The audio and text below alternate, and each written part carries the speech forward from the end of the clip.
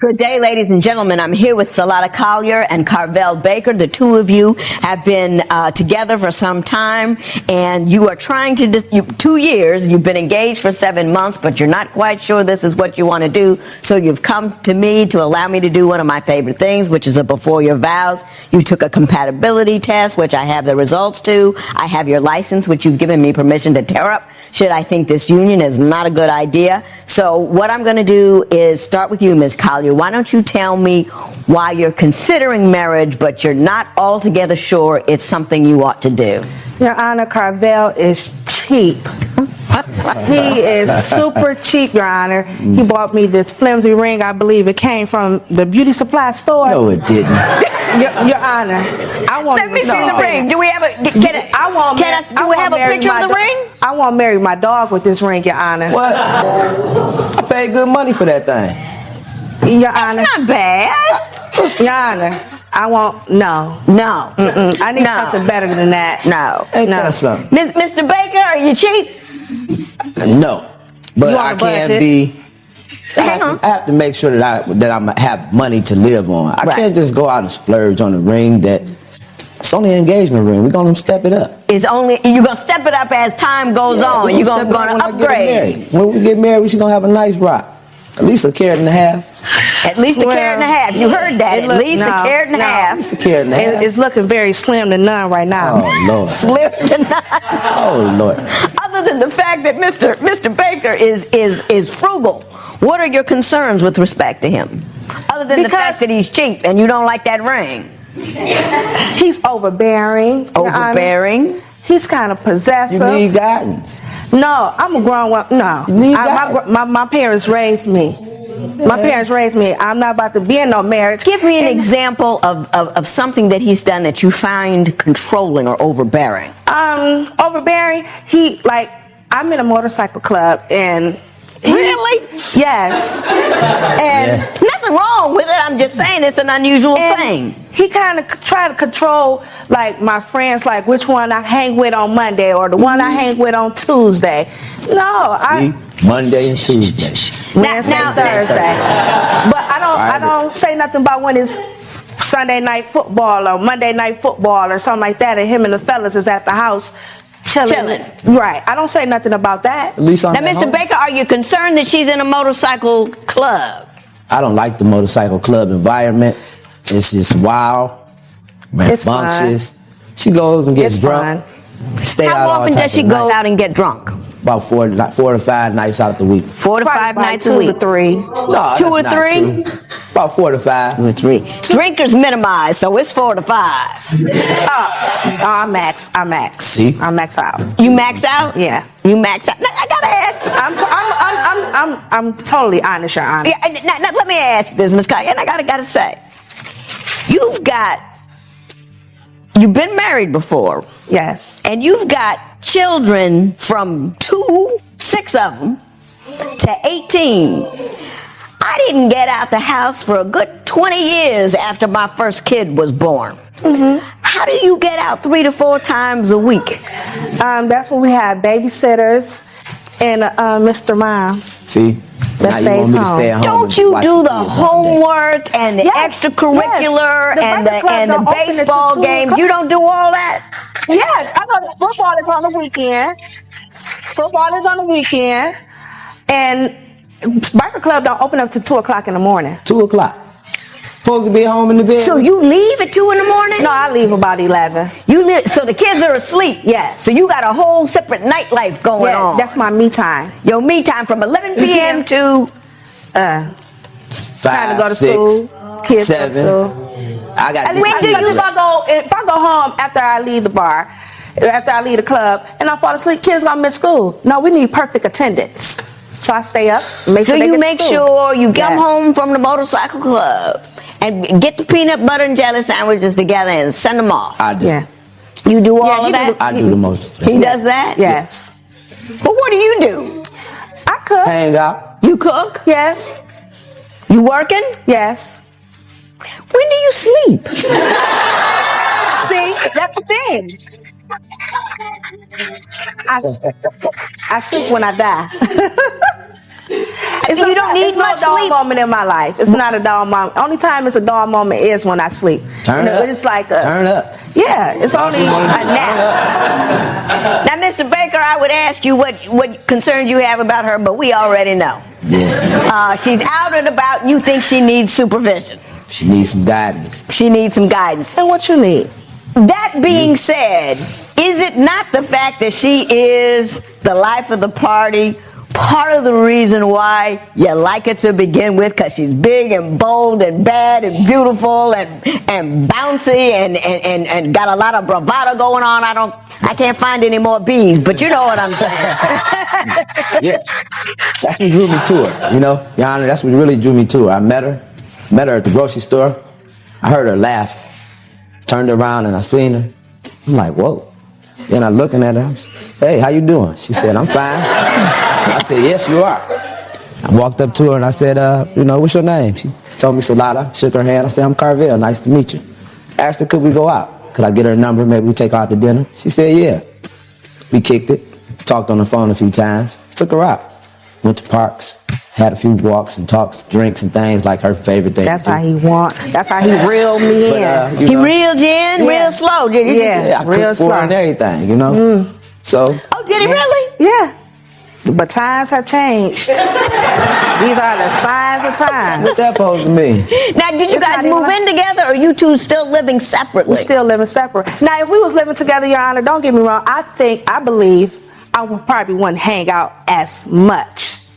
I'm not gonna stop, but not as much. Not as much. Well, do you ever go and kick it with him? Yeah, sometimes when I can find time.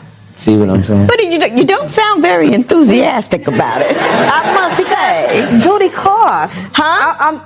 Duty calls. I have to make it to the club. I have to do my cleanup. Duty calls. I got to make it to the club. How the club gonna be more important than your relationship or your family? Okay, what about your sports? What? I'm at the house watching sports. I'm not gone. But no attention. If them sports on, no attention.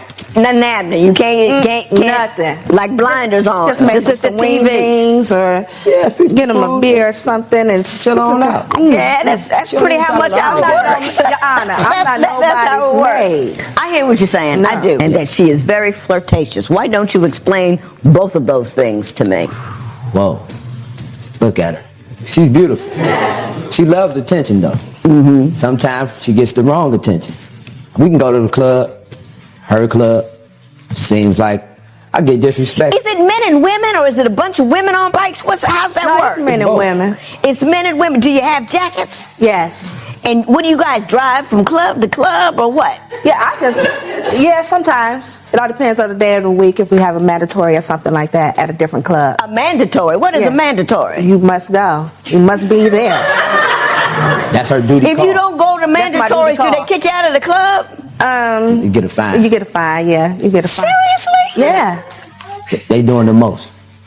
It's not enough. But that's why I make it my duty to be there. Now, Mr. Baker, let me talk to you for a moment. What is the most outrageous thing you believe that she's done in the context of her partying and carrying on? Give me something that would outrage me. I believe she cheating on me, for one. She don't come home. By the time you get home, you're drunk, you're smelling like smoke, you're smelling like liquor. There's a lot been going on. Our sex life isn't the same anymore. It's been dropped off since we ain't got proposed, since I got engaged to her. You know, we don't even make love.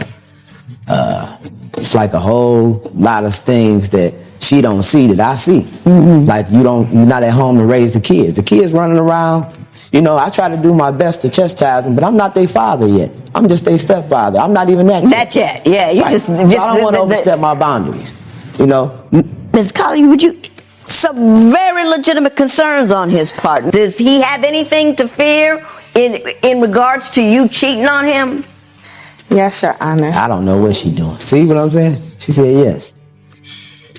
I don't know what she's doing. Are she could you? be with man or woman. It don't matter. Yes, Your Honor.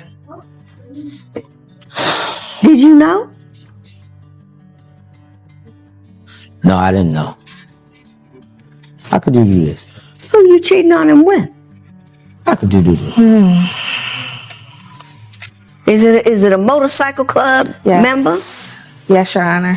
See, I told you, if you ain't want to be monogamous, we don't need to be doing this. Lord. Let me ask you this. No, you're engaged to this guy. You're engaged to him. You're saying, right. I want to live together with you forever. How do you reconcile that with messing with some other, is it a woman or a dude? It's a man. It's a dude. Okay. Explain that to me. He fell off. How did he fall off? He stopped bringing the flowers. He stopped making the dinners. Everything started cutting back. What you stopped doing? That's when I start hanging in the streets more. You was already doing that. Do you understand? Let me ask you this, Ms. Colley. Do you understand that courting is courting and flowers and all that kind of stuff? That's what happens in the beginning. But as the relationship progresses, that stuff drops off. But a sense of commitment and love and desire to fulfill more important needs get fed, as opposed to showing up with some tulips. Yeah. Yes, I do. And why do you believe that? Because so far, what you showed me in here is a very self-involved, selfish person who wants a whole lot given to her and is not looking to give anything in return. So disabuse me of that notion. Explain to me where I'm wrong. Well, you're right in certain areas, but I love Carvel. I really do. But you sleeping with another dude. It was a mistake. Oh, Lord.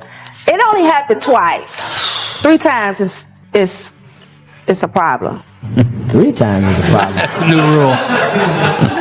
A mistake. So in the book of cheating, there's a 2-time and quit it rule. So you can hit it and quit it. You can hit it and then quit it. Then it's okay. Now, if I was to do that, what would you say? I wouldn't like it at all. So why do it to me? I apologize, Carvel. I seriously, honestly do. Well, let me ask you this, Ms. Collins. What do you love about him? I want you to give me a 90-second sales job, because I'm about to kick you out right now because I'm mad at you. But I'm ready to buy this man a plane ticket, help him pack his suitcases so he can just zoom right on out of here. So you give me 90 seconds why I just shouldn't tell him to cut and run right now. Because I love him. We have a lot invested. My children love him. He loves my children. I can see us making it. I really do. So in other words, he's willing to sign on to be stepfather, so you like that, and it's cool, and he does what he needs for me while I can do what I need for myself, and if I can get a brother to do that, well, why not keep him? Basically, that's just what you told me. That's what I feel like. I'm being used. I feel like I'm not using them. I feel like I'm being used. I'm not using you. I really do. And you know I love you. Yeah, you know Mr. Baker, you have several kids from a previous marriage, correct? Yes, I do. Do you see them regularly? Yes. Does she engage with your children at all? Yes. Does she do so in an appropriate manner? Are you comfortable with it? Do you feel like she's a woman, if you two were living in a house together, that you would like to have your children around and who you would like to have your children emulate? Yeah, but that's what I'm trying to get to this point. I would like for her to be able to buckle down and be a more respectful woman. You know, go to church more. You know, let's be together. Don't just be running around here in these streets, because that's not nothing. That's not going to get us where we need to be as a union. 1 + 1 together. I don't know what you're going to do. I love my kids, and I want my kids to be with them, so learn to love the woman that I'm with, so they can have respect for her, and she got to show them respect too. But they're not gonna respect you if you out hanging out all night. They wake up in the morning, you gone. Hurt them. They be asleep. They wake up in the middle of the night, you gone. Don't say what they don't know won't hurt them. When you come in and you've been drinking, they know. They know when you're not home. They know when you're not there extra. When you've been drinking and running around all night, you don't have enough sleep. You're not fully there. You're not fully engaged. You're not fully cognizant. You're just kind of, you know what I'm saying? I mean, when you need to be a parent, that's a full-on activity. You got to come every day is game day. Every day you got to be the baddest parent in town. Every day, because the world is a mess. Yes, it is. It is a mess, and these people have got to be prepared. That's right. Yeah. And if you half hungover, running around, doing whatever, you're not the baddest parent you could be. You just a chick that showed up, got him off to school. I wish you was her mother. Thank you. You are what I call a toner, brother. That's what's up. Toner is a very old school term for the ink that we have to use in our fax machine or our printer. And we always have to get more when men like you show up, because there are women that introduce me to Mr. Baker. Here's my phone number. Here's my address. And we're going to get a whole lot of mail on you. Right. I think you like her. I think you're going to stay with her. But let me tell you this. You need to make her work to be worthy of you. And until she is, don't you give her anything.